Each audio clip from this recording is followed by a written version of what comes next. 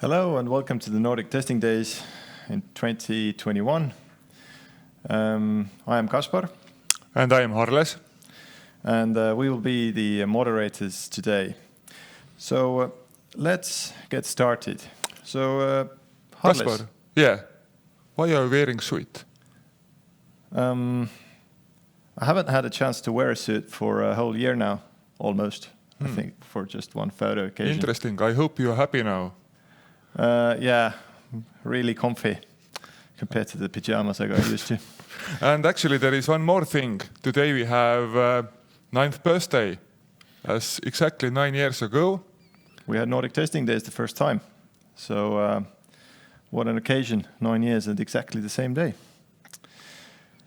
So let's get started. Since this is a testing conference, then obviously there are things that we had to test. So what did we test? First, speaker's video connection, definitely. As this is the first time when we have a video conference. The second, it was actually even more interesting because we must cope with a strange voice in our ears, what actually tells us what we should do, as well with those nice pads here where we get additional instructions. Yeah, it's quite interesting. I normally have this voice in my head all the time, but get used to it. Yeah, thank you. So we also have found out that there's no applause button available on Worksup. This is the environment you're in. So pay extra attention when you're asking questions or supplying feedback. So as this is the first time we are having a web conference, then obviously there are some things that remain the same and some things are different. So we'll just go over them. So first is that coffee breaks. Yes, we do have coffee breaks. But this time you should get coffee from your own kitchen. Second, lunch.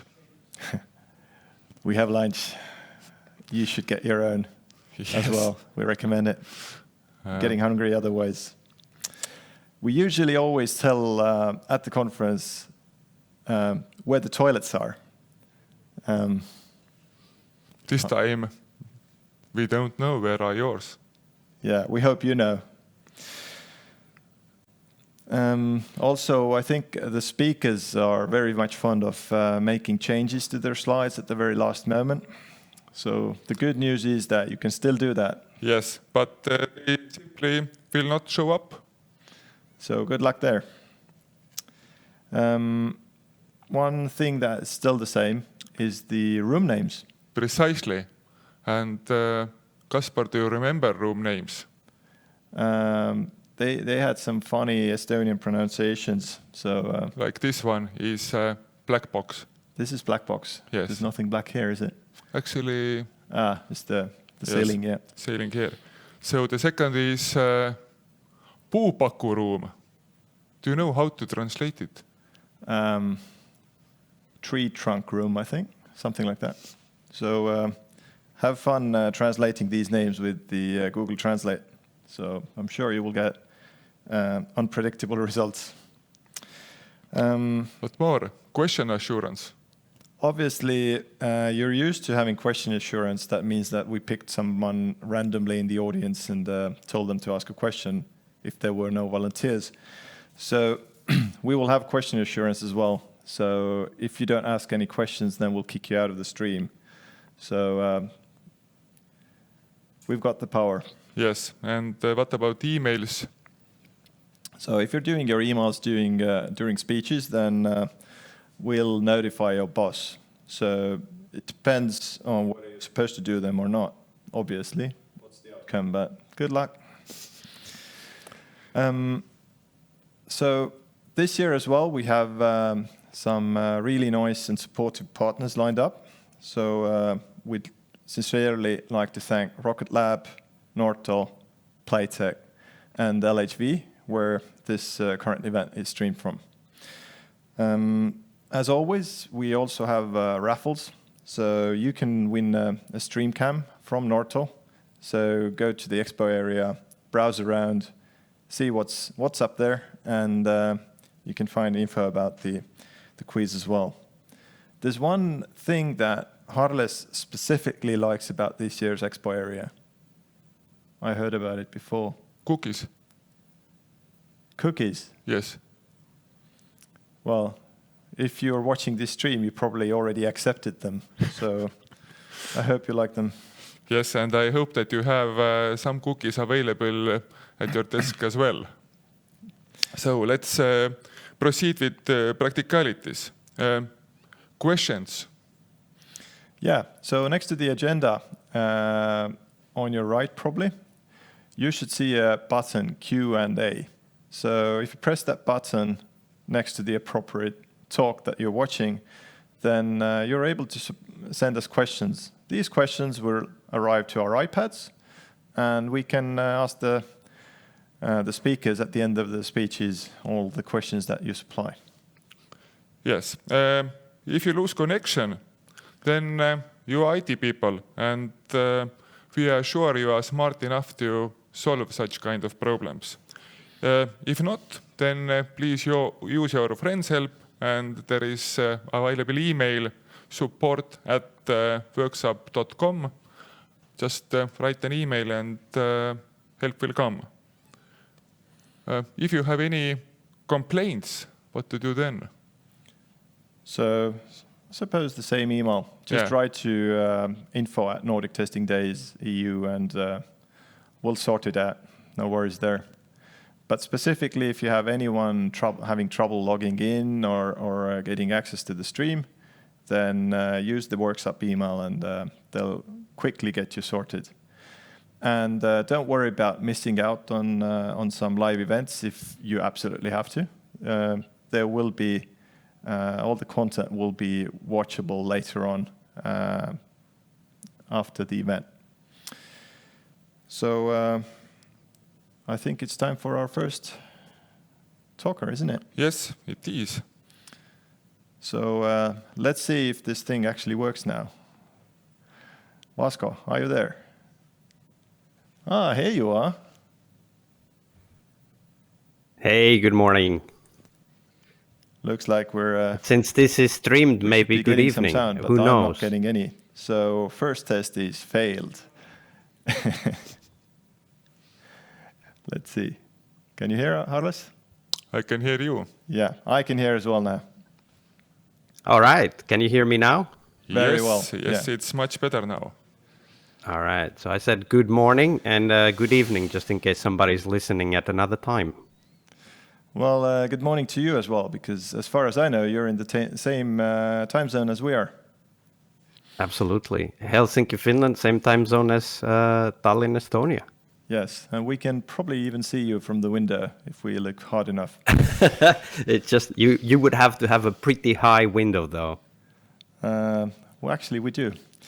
So, before we get started, then maybe let's get acquainted a little bit. You and I, we know each other a little bit already, but maybe you can tell a few words about yourself before you get started. Yeah, absolutely. So, good morning, everybody. I'm Vasco. I have been working with the software or within the software industry since about '98. And one thing that puzzled me, I was a project manager back then. And one thing that puzzled me is that I saw that a lot of the problems we were facing were actually not related to the technology we were dealing with. And that wasn't necessarily easy technology. I realized that a lot of the challenges that we were facing were really related to people, how they collaborated or not, the decisions that were made or not, the right decisions or the wrong decisions. And it was really a lot more about people and how they collaborated. And as I developed my understanding of the software industry, I started, of course, discovered Lean, that comes from manufacturing, but then was later applied to software with Lean software development, first books coming out in early 2000. And then into Agile. I've been working with Agile software development since about 2004. And later on started developing my own approach to solve some of the problems that we were facing, like no estimates, which is the topic of the talk today. No estimates. Now I have a really good question too, obviously. So, so how many questions do you estimate you will have? That is a very good question. So I don't necessarily want to estimate how many questions we have, but let me just tell you that I would have enough content on this topic to talk throughout the whole day. I will not promise. I will keep this to about 20 minutes. And if there aren't any questions, then hey, that means I did a great job and presented the ideas clearly. So I'm good either way. Very good. I mean, I think you can add an extra 5 minutes to your talk as well if needed. So,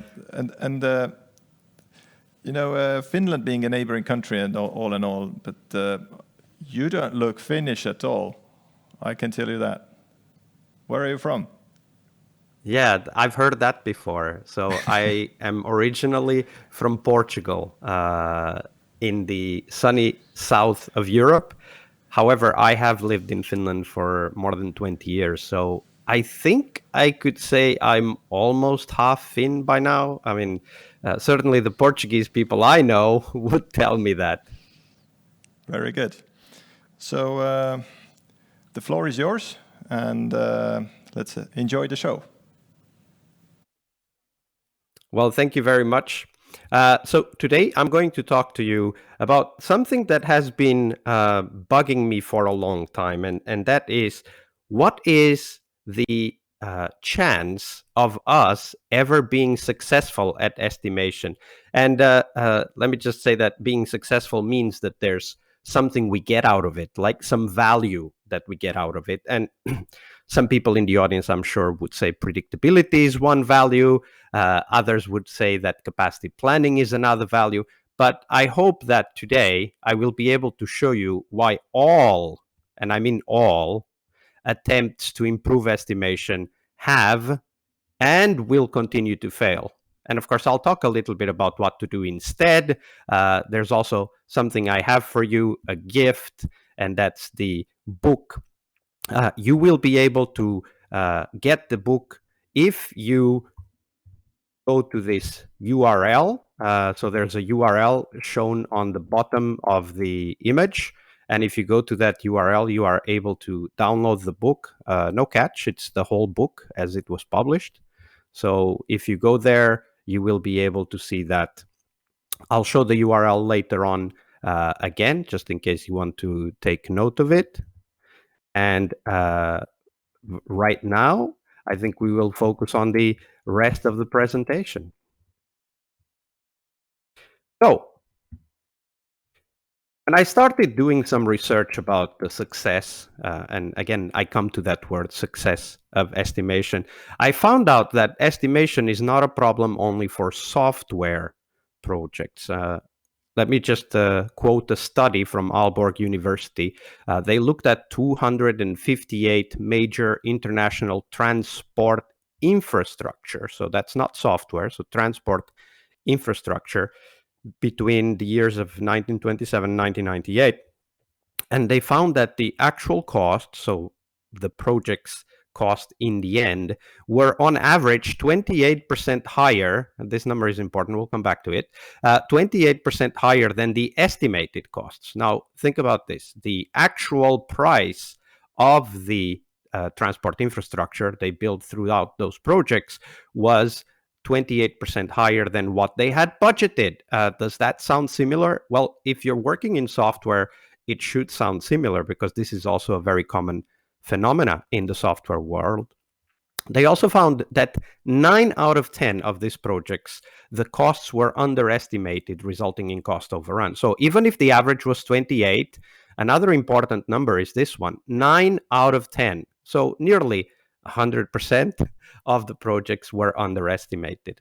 And underestimation seems to be a very common problem when it comes to projects, whether it be software or transportation. So I think it's a good time we face the reality that projects are not the best tool if you want to contain costs or hit the deadline. Now, you might be trying to do something else, and maybe for that something else projects might work. But if your goal is to contain costs or hit a particular deadline, what the data tells us is that projects are the wrong tool.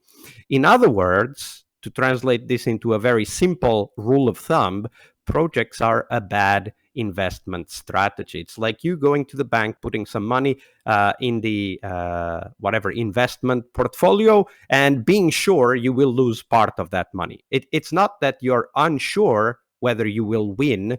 It's you're sure you will lose. The only question is how much. And as the previous slide said, 9 out of 10 of those investments would lose money. Not a good track record, we have to say. Okay, so how bad is this in reality? So let me show you how bad it is. Let's take an hypothetical project that has about 10 tasks. So it's kind of a small project, only 10 tasks. And let's say, for the sake of this simulation, each task has 1 day estimated duration. The perfect estimate, therefore, would be 10 days, right? So 10 tasks, one after the other, 1 day per task, then the perfect estimate would be 10 days. Now, what happens if we simulate this small project, 10 tasks, duration of 1 day per task, 1,000 times? You know, of course, this is a simulation. We're trying the same project 1,000 times. Obviously, you would never do this in real time, in real life, so we use simulation.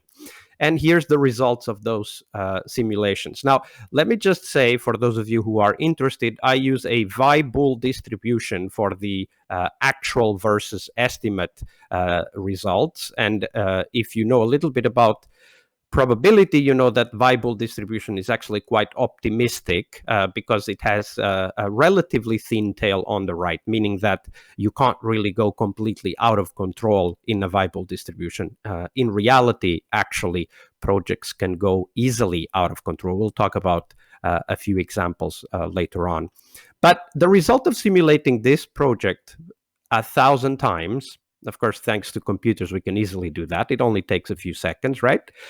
Gave us this. The perfect estimate frequency was about 10. So 1,000 times, and about 10 of those 1,000 gave us a perfect estimate, i.e. duration of 10 days for a project of 10 tasks, where each task was estimated to last 1 day, to take 1 day.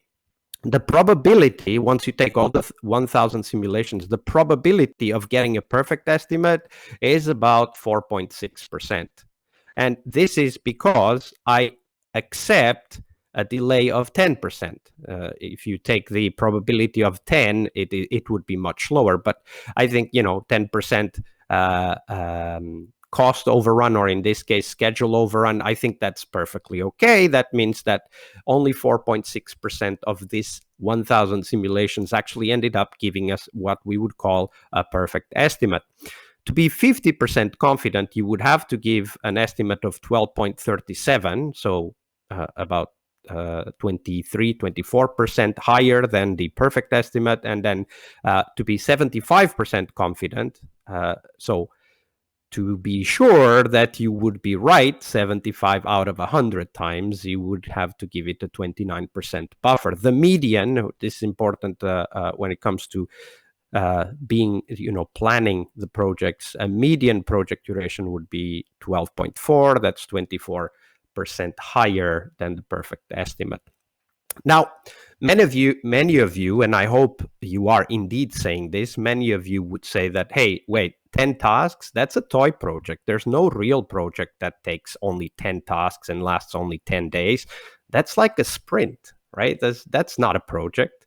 Well, that is true. So what happens when we create the same or run the same simulation, but for 100 tasks, which would lead us to a 100-day duration?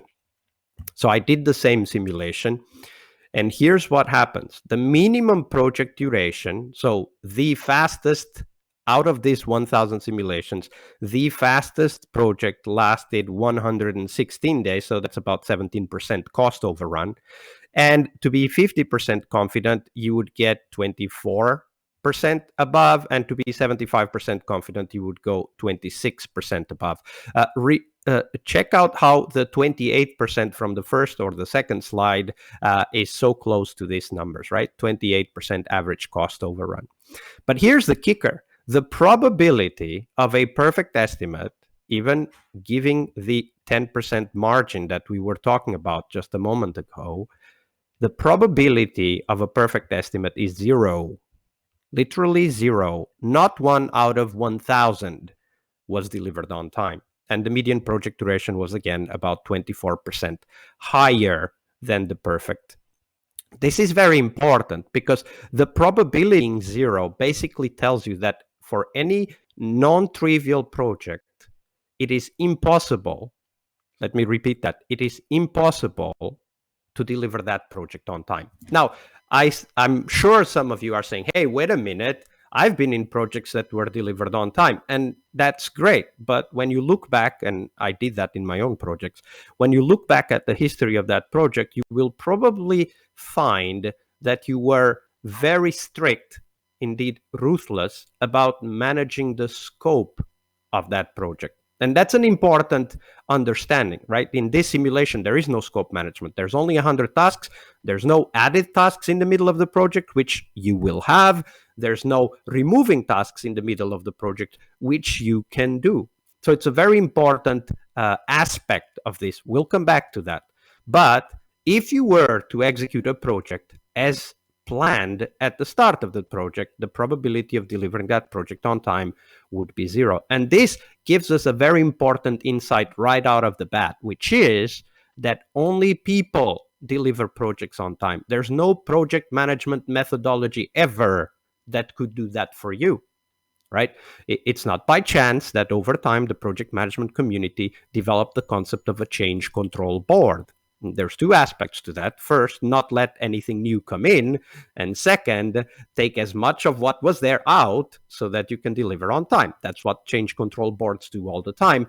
And that's how we deliver some projects on time. Like if I go back, if I show you again the transportation slide, you will see that 9 out of 10 were late. So there was one, or in this case, cost was underestimated. There was one where the cost was estimated correctly. And I'm sure that when we look at the history of that project, we will find that it was because people were doing constant scope management, taking stuff out, reducing the work to be done, and of course, taking some stuff in, but taking more stuff out so that you could keep to the schedule and keep to the cost. So, the next question that comes to this, if the difference between 10 task project, which has some probability of being delivered on time, and the 100 task project, which has no probability of being delivered on time, if there's this difference, the next question is how quickly does it get that bad, right? So we did a big change from 10 to 100, but how quickly do we go to 0 probability of delivering on time? In other words, we are asking the question, is a project fragile to the number of tasks, right? So what this means is that if you increase a little bit the number of tasks, you increase a lot the probability of failure. That's what fragile means. All right. And I did this same simulation with the same distribution for outcomes from one task, which has of course, nearly 100% probability of being delivered on time, to 30 tasks, which has nearly 0 probability of being delivered on time. So I showed you 10 and 100, but actually the speed at which the errors of estimate grow is much faster than the speed at which the amount of task grows. You see this logarithmic or reverse logarithmic curve here that tells you that it goes very fast down. The probability of delivering a project on time goes very quickly to 0 the moment you start increasing the amount of tasks in that project. And that's even assuming a 10% error being okay. So still considering a project to be on time if it's only 10% late. What does that tell us? It tells us that one of the key illusions that estimation proponents gave us was that errors in estimate are linear. What I mean by this is that, sometimes you're ahead, sometimes you're behind, and they kind of even out. That's what we are told in school. That's what we are taught as project managers. Well, that's false. That never happens in real life. In real life, the errors are exponential, which leads to this probability being very quickly going to zero of delivering the projects on time. We could assume that there's a higher probability of failing, but the growth in failure rate is linear. That's what this line is all about, and that's what you are told in school, but that's not true. And the difference is this area here, and it is huge because the errors of estimates go very quickly to zero. They don't go slowly to zero, and they don't grow equally as the number of tasks. They go very quickly to zero, even with just a few tasks. This is very important for decision making, especially in companies that are making big investments in large, remember the number of tasks is very important in large projects. So this difference is where the failure of estimation creates problems for us. This tells us in practice that project failure is a fat-tailed process. What that means is that cost overrun will grow much faster than the size of the project. That's what being fat-tailed means. So a small project, a little cost overrun, a medium-sized project, a very large cost overrun, a very large project, of course, orders of magnitude bigger cost overrun. Errors in estimate are not random. They are a fat-tailed process, so they grow very fast, very quickly. I'll give you two examples. If you just go to Google and you search for F-35 project budget overrun, you will see that this in 2018, this was already up to 1.5 trillion US dollars. If you look at the Berlin airport project cost overrun, which started at an estimated budget of 2.4 billion US dollars, grew until 2019 to 8.5 billion US dollars. Of course, the bigger the projects are, the worse the estimates fail. And the biggest problem with this is that the bigger the projects are, the more we depend, the more we need estimates to be right. So estimates don't work to contain costs or hit the deadline. So we need a new solution to the be on time and on budget. And there is actually a solution that we already know. When we study telecom networks, we know that the very short-term throughput of a network is unpredictable. You see it here, right? This is an actual throughput, right? The throughput, the actual throughput number varies, oscillates.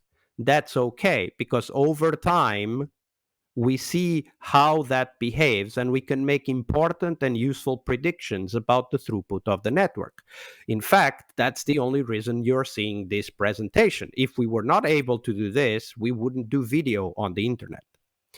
And here's the cool thing that we've discovered when, investigating no estimates and investigating teams' performance over time. We have discovered that although the amplitude of variance in throughput at the team level is higher, right? We can see it here. This is number of items delivered per day. It is rather predictable. This is an important insight. It being predictable means we can make informed decisions. So we have an upper control limit of the throughput. We have a lower control limit of the throughput. And we can say that somewhere in the middle is what the team will deliver every sprint. And that's important because if we know this, then we can project that into the future. We can assess the progress in the future. So how do we do that? Well, let me put two propositions on the table. Proposition one is that our rate of delivery will be the same over time unless significant changes happen in the team or system. Like, for example, if you're now working with a new technology or if the team is completely new, whatever, that will change. But if we look at the actual rate of delivery of a team over time, we can see how predictable it is. Very good. So next proposition, proposition two, is that we know at all times how many work items we have in the backlog. Now, let me be clear about this. That doesn't mean that you know at the start of the project. That means that you know at all times. So if you add, you know it's there. If you remove, you also know it's not there. So you always know how many work items you have in your backlog. Now, if you put these two propositions together, we know how many items we have in the backlog, and we know our rate of delivery. Then we can, even though, this is the actual, right? This is the actual size of the backlog. We can see it goes up and down. But from this point onwards, we can say that, okay, so our optimistic delivery is here, our pessimistic delivery is here based on the team's throughput. So we know that the project will be delivered in this window, right? This is very important because this window might be too late, so you remove stuff from the backlog. Or this window might still be okay, so you add more stuff to the backlog, right? This is a very important and continuously updated perspective on the progress of the team. If you know all of the things you need to deliver and you know the rate of delivery, even if the things change, look at this flat line. This is when things are added to the backlog, right? The team is still delivering, but more things were added to the backlog. And that's why there are these flat lines. And sometimes it even goes up, and that's okay, because wherever you are able to project your optimistic and pessimistic delivery rate. So these are the two propositions. If we know this, we can make informed decisions about what to keep, what to drop, and of course, potentially to change the release date. Now, I'm going to go through this no estimate book presentation just to give you an understanding of what you can find in the book. If you do want to see the if you want to read the book, if you want to go through what's there, the story of how to adopt no estimates, how to take it and make it useful for you in terms of predicting the release dates of your teams, you can go to this URL and you can download the book. There's no catch, just enter your email and in the reply you will get your book. So keep that in mind.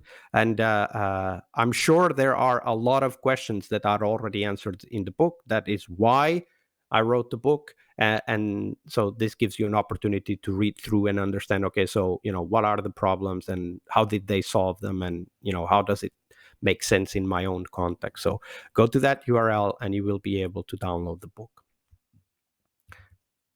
All right. So coming back to the presentation of the self, in the book, we talk about how to establish a trustworthy backlog. This is very important, right? So what are the practices and the things you do to make sure that the backlog indeed represents all the work that you have left in a way that is relevant when you start measuring throughput? This is very important. Then how to track the rate of delivery. There are some steps to consider. Specifically, there are some steps on how to write stories and what kind of stories you should write in a backlog in order to be able to measure the rate of delivery. How to use these data points to forecast, not estimating, but forecasting the release date, and how to do that in real time, meaning, every day if you need to, without interrupting the team. Because one of the biggest problems that happens with estimation is that if you make any big change to a backlog, you have to interrupt the team, get them out of the work they're doing, get them together into a room and get them to estimate the new items in the backlog. That is a waste of time because they could be delivering more things. So with this method, you don't need to do that. Product owners out there, product managers, you can just look at the backlog and do your informed projection no matter what items are there. And finally, in the book, we talk about what I consider to be the most important insight, which also comes from project management, but is very important for us in software, which is scope management. In fact, I argue that the only tool you have in order to be able to deliver on time is scope management. Let me repeat that. The only tool you have to deliver on time any software project is scope management. If you don't scope manage, then you are again falling prey to the idea of estimates, right? You think about something, you size it, you say, okay, let's do it, then you start doing it. And of course, invariably, what you thought you needed to do is a lot less than what you actually need to do because new ideas come up, because the things you thought were simple are actually more complicated. This is what I call value discovery, which is something that happens all the time in software projects. Some people call it scope creep. I don't think the scope creeps up on you. I think you discover value that you want to deliver, and you should be able to. And that's what scope management is all about, is as you progress in the delivery, you need to be able to add things to the backlog and make informed decisions about what makes sense. And that's scope management that needs to be in place in order for any projection to be possible. You need to be constantly adjusting the backlog to what you want. Now, what you want might be a set of features, in which case the date isn't important, and that's fine, but you'll still know the date. Or what you want is a specific date, like you have a regulatory deadline or a trade show, or Christmas is coming. That's my original problem. I was working in consumer software, and Christmas only comes on the 25th of December. Who would have thunk, right? So you can't be late. You can't argue with Santa Claus and say, hey, could you delay your appearance for a week because we're kind of late with the software? No, of course not, right? So deadlines come from the outside and you have to respect them, period. So if you are deadline dependent, then scope management is the tool to hit that deadline, assuming you're doing the projection we talked about, because this is what informs the decisions of scope management. Now, originally, the presentation would stop here, but I actually have a bonus for you. Here's what happened. As I was researching this presentation, I discovered the Master Thesis that actually corroborates that demonstration. You can go to this URL right here if you want to read all the tweets that were published about that particular thesis. There's a lot of detail there. I won't go through that here. That Master Thesis had data from 3,000 plus projects. This is a very important statement here. So this is not a couple of projects. This is not looking at toy projects with students. This is looking at data from 3,000 projects, so all across the software industry. And here's what that thesis stated, some of the key aspects of that.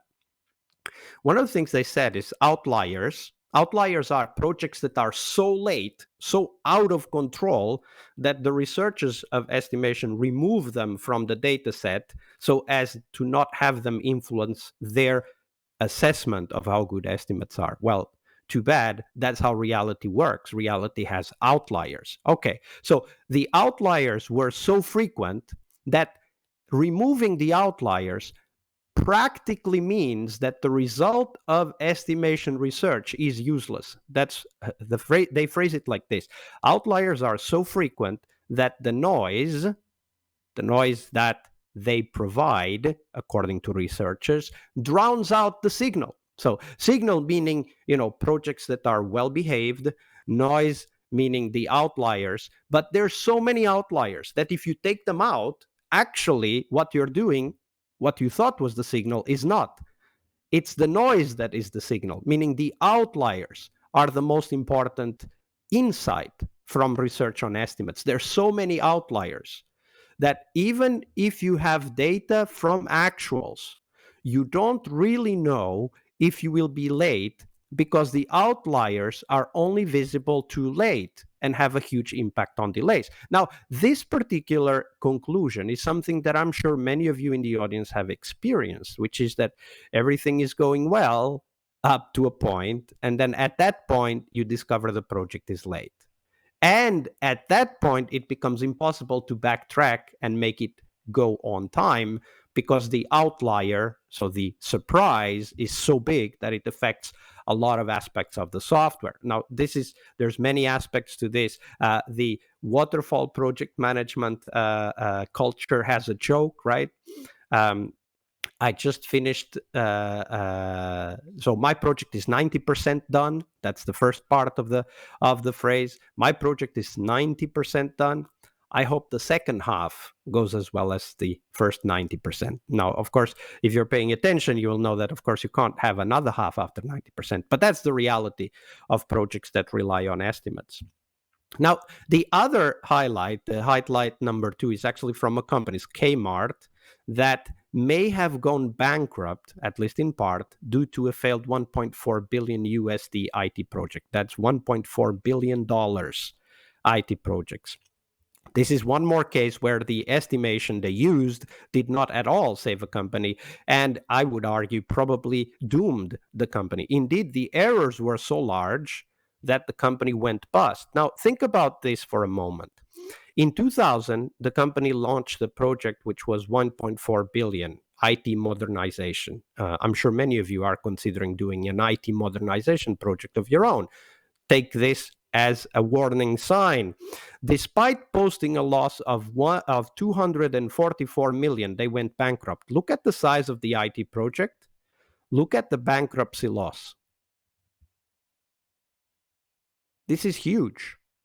And they relied on estimates to deliver that project. And of course, I could have told it to them already back then that no, it's not going to work. And in fact, that didn't work either. Lidl had a similar problem. They had a 700 million euro SAP integration project that they had to throw in the garbage can because it wasn't working. But this was the facepalm moment. Here's what happened.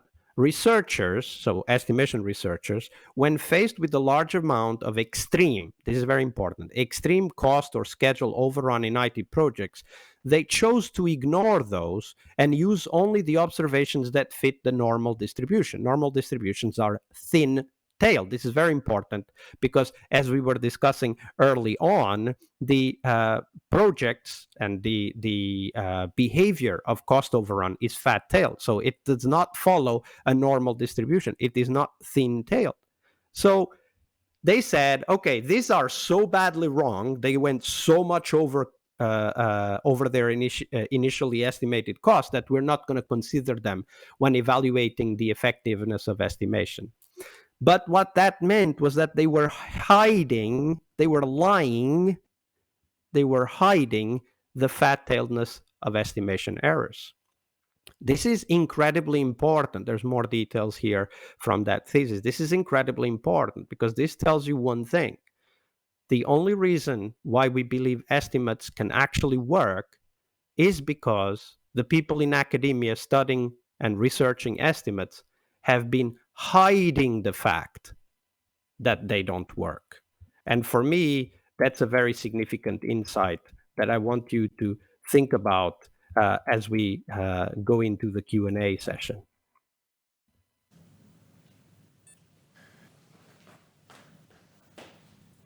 So, hi, Vasco. We're back. So first of all, I'd like to apologize to all the viewers. We are aware of the degradation of the stream quality, and we are working to get the bandwidth in a proper place where it should be. But Vasco, we do have a question from the audience, and I think it's a classic. So what do we do if we are required to give an estimate to a project with a lot of unknowns without clear scope? Will it help just to add 28% to it? That's a very good question. So the 28% rule is actually recursive because the moment you add 28%, you'll be 28% late, which means you need to add another 28%, which of course leads to you being further 28% late and so on and so forth. And of course, we know this because this is what has happened to all of those projects. All of those projects were initially estimated, and then some kind of buffer, in project management, they call it contingency, was added, but they were still on average 28% late. So no, adding a buffer does not work. And in fact, I have a blog post I wrote quite a few years ago where I argue that adding buffers to estimates is economic ruin for the companies that do so, and that much better tools exist, like the forecasting that I talked about, together with scope management, which, as I said, is the only tool you really have to deliver on time. So if you are asked to deliver an estimate before you know everything that goes into the project, which is always the case at the start, you have what we call the bootstrapping problem. Now let's think through this a little bit. Bootstrapping means you have to give the initial estimate, right? So bootstrapping, getting something ready and started. Okay, so if you do the traditional planning, you need to first write down everything that will ever go to the project. And let's assume you could do that. Some waterfall projects have tried. Well, even if you write everything now, 6 months from now, when you read the same thing you wrote, you will understand it differently. In fact, you will actually develop your understanding of what it means, the things you wrote and what they mean. Okay, so if that's the case, then obviously the scope is growing. You're understanding better, you have more details, your scope is growing. Once the scope grows, the initial estimate is wrong. But there's another problem. If we do the waterfall estimate, we also usually do that before we know all of the teams and all of the people who will be working on the software. And this is very common in waterfall projects, right? And in project managed projects that need to get approved before the teams are allocated, because you go to approval to get teams allocated. Okay, great. So that's another problem, right? You have no understanding of who's going to work on the project, and therefore you still have to do an estimate, but obviously the estimate can never hold because the people working on the project will change. Maybe even in some very large projects, maybe even the technology will change in the middle of the project. So this is the bootstrapping problem in the waterfall context. So if you're asked for an initial estimate in waterfall, you know you're wrong. And everyone knows this is not it's not a hidden thing. Everyone knows that you're wrong. And that's why project management created the concept of a change control board. In no estimates, we take this in a completely different way. We look at this in the following way. Well, instead of me giving you an estimate of how much it costs, first, I need to know how much it cannot cost. So what's the budget? And the budget is a business constraint. If a company needs to generate a business opportunity that has a maximum value of, say, 1 million euros, you're not going to invest 2 million euros into that software, period. You're not, because it doesn't make any sense. You would be losing, right? So the other option is, okay, so can we create a project that costs exactly 1 million? No, in no estimates, we say like this. You should never, in software, let me be very clear.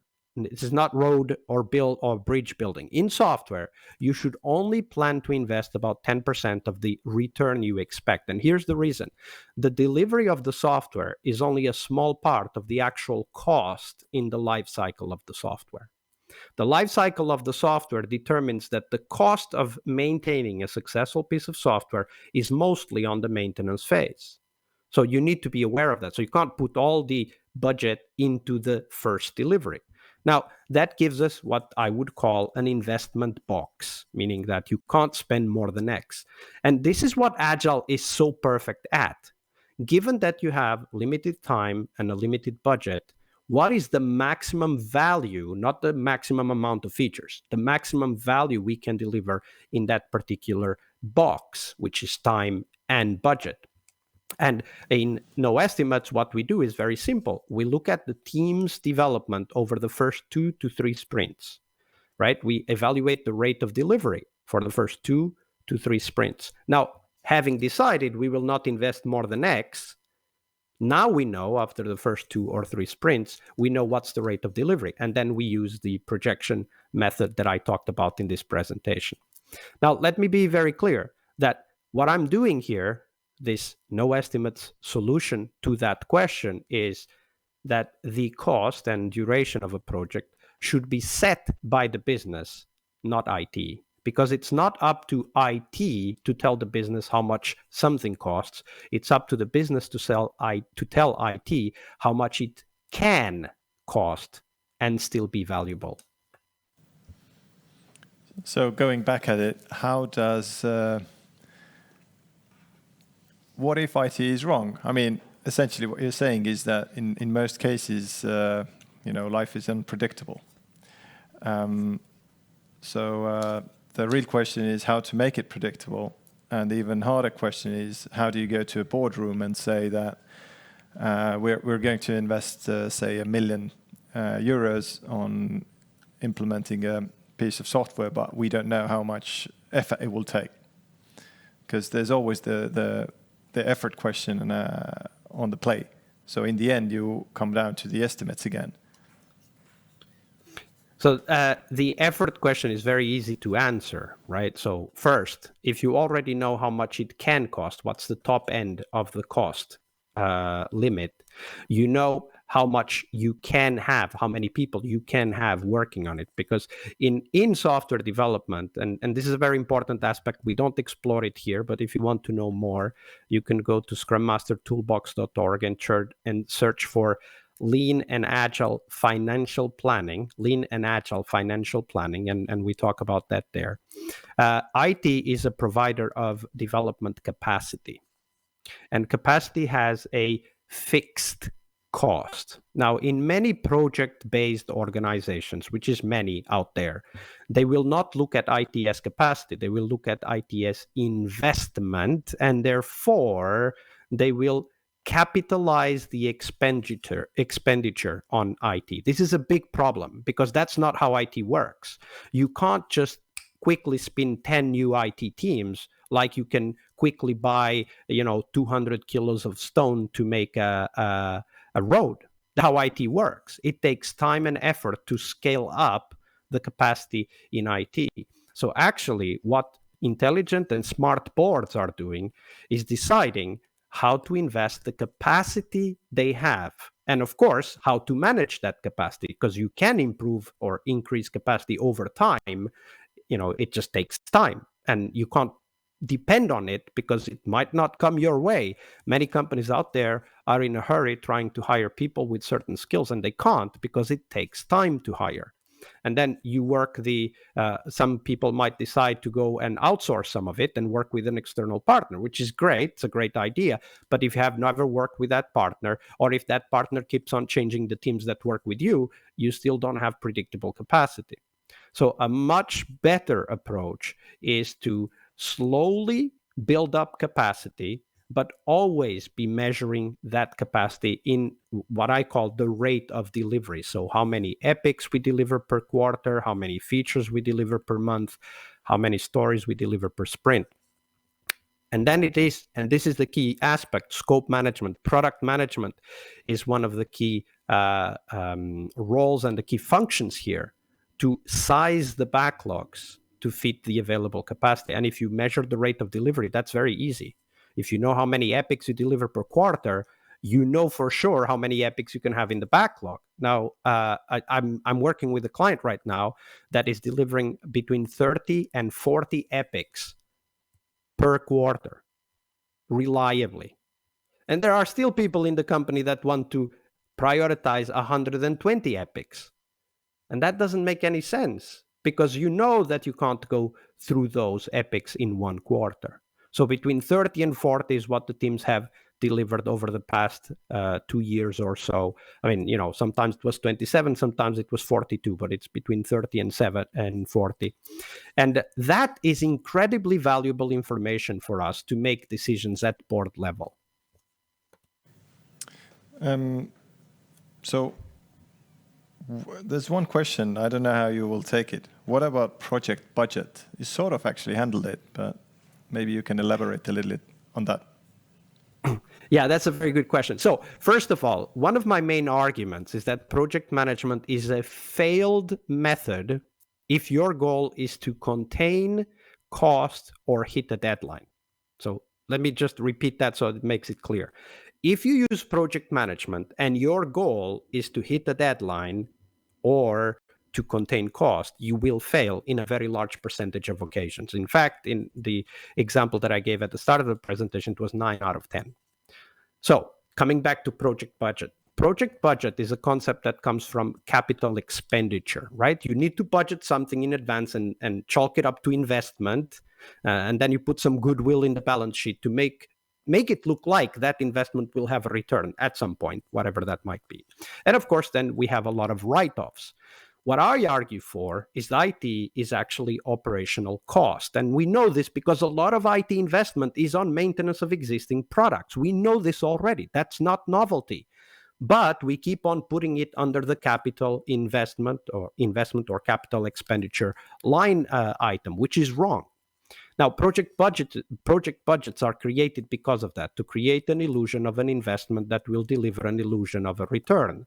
I would rather say we put this money into the system, and the system is not just IT, it's IT who delivers the software, but of course there's a lot more. There's marketing, there's sales, there's operations, etc., product management, and so on.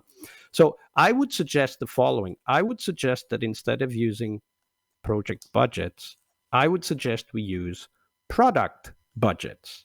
And we say that product budget is an OPEX, operational expenditure, which is the money we put into maintaining the product live, because this is very important. A product is only developed for the first time once. The moment that first time is gone, it is no longer a project. It is a continuous delivery of value towards that product. And every product should have, for smart organizations, every product should have a P&L. Not all products need to be profitable, because some just are part of the funnel that feed into other more profitable products. But all products should have a very good understanding of how much money is going in every month, every quarter, every year, and a very good understanding of how much money is coming in from that product through customer sales. Okay, another question. So what tools do you use to make these simulations you were talking about? Very good question. So if you go to my No Estimates workshop, and there is a partner of us that is organizing those in Estonia, if you're interested, or just contact me if you are in some other country. But in the No Estimates workshop, I actually go through that simulation and, how do we do it, and how to set it up and so on. My first advice is never use any tool before you do it the first time. In fact, the first time I did it with Excel. First pen and paper, then Excel. And it was through that I started building more complex simulation tools. But I would always advise that we start with very simple things. So a running Excel table with the actual delivery rate of the team, and then based on the upper and lower control limit of that delivery rate, to do two forecasts, the optimistic and the pessimistic forecast on the size of the backlog. And this is also updated on an Excel. You can do this on a whiteboard once you're back to the office as well. It's not that complicated. You just need a calculator and you're done. So always start by using the simplest tool available, and then work it up to a more complex set of tools. If you start by using things like Jira and other complex tools, it will be so complicated to understand the tool itself, you will forget about what you're trying to learn. So I would always start with something simple. And you can do this with pen and paper or just Excel, so no worries about that. So quite often you're faced with a question that... Okay, let's say you go according what you describe. You say that let's say that there's an opportunity on the horizon to make €1 million. According to your suggestion, we say that we're willing to spend 500,000 on it, and according to your suggestion, we take 10% for software development. That leaves 50,000. And you go to the team and say that, okay, this is what we want to do. We have a 50,000 budget. Isn't that an estimate already? Can you deliver that? Okay, so that's a very good question. So first of all, the calculation is like this. If your opportunity is 1 million, you first invest 100,000, and then you decide whether you want to invest more, because also your understanding of the opportunity will change over time. So it might be that what was first an initially sized opportunity of 1 million, it may be after a while an opportunity of 200,000, at which case you don't invest anymore. Or it might be an opportunity of 20 million, in which case you could invest a lot more. So my rule of thumb is 10%. And the reason for that is very simple. We know from data that software is incredibly good at amplifying business opportunities and making them much bigger than if you would not use software, right? We know that, right? And of course, the reason for that's very simple. It's the nearly zero cost of copying the product, right? So one Microsoft Office is written but it's used by millions of people all over the world. Just like, we are at LHV. LHV's mobile banking application is written once, but it's used by thousands and thousands of people. Right, that's the superpower of software, if you will. So the problem with software is usually not the cost; it's the size of the opportunity. If your size of the opportunity is so small that you can't even spin up a software team of 2 to 3 people to do the initial release of a particular software, you just don't do it. If you're trying to think about an opportunity of 100,000, and then when you look at what kind of team you want to put up for that, and you see that the cost of the team, just running the team, would be nearly as big as the size of the opportunity, don't do that, because the fact is that software is not a good tool to get a return of 2 to 20%. That's not, you don't use software for that. You use manual automation. That's what I call it, right? Copy paste, small spreadsheets, whatever. When you think you can get a return of 10x, 10 times or more, then software is a good tool for that. But you did say something that I want to pick on. You said, isn't that an estimate? Well, okay. There is an estimate, and there are some estimates that are useful. So let me say that may be a surprise, but there is one type of estimate that is very useful, and that's the estimate of the value of something. And why it is useful is very simple, because that estimate tells you what you don't want to do, right? If you expect the size of an opportunity to be 1 million euros, you're not going to invest 2 million, period.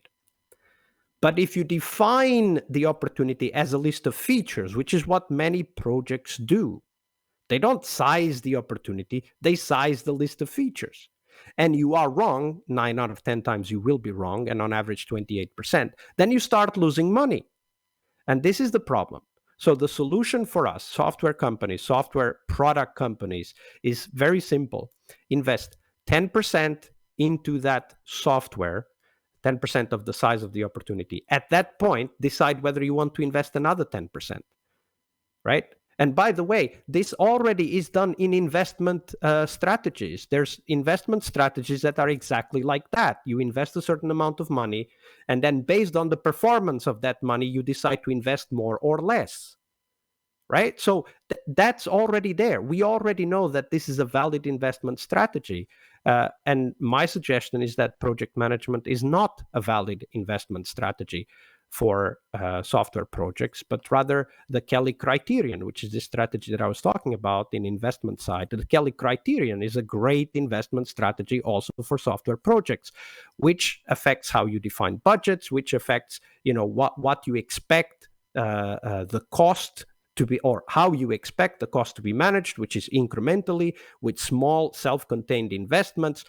And this is where Agile excels. This is what Agile is excellent for, to manage these small incremental investments that can be measured as we go and can be stopped anytime we feel that, okay, it's not worth investing anymore. Okay, thank you, Vasco. And I think we've managed to fill the time exactly by more than 2 minutes. So now it is time to thank you and let you back to your other activities in Helsinki.